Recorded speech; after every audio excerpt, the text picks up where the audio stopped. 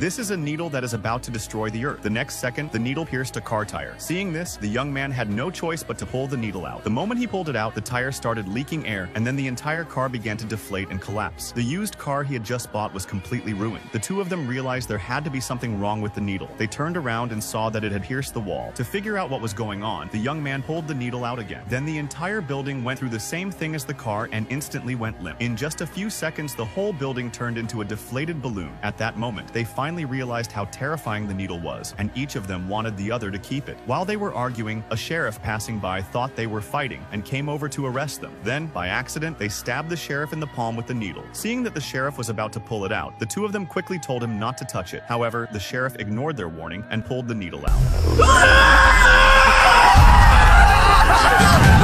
I need backup! Before the sheriff could even take a few steps, his whole body deflated and turned into a human-shaped balloon. Realizing they had caused a huge disaster, the young man picked up the needle and prepared to run. Unexpectedly, a bus came speeding straight toward him. To save his life, the young man had no choice but to point the needle at the bus.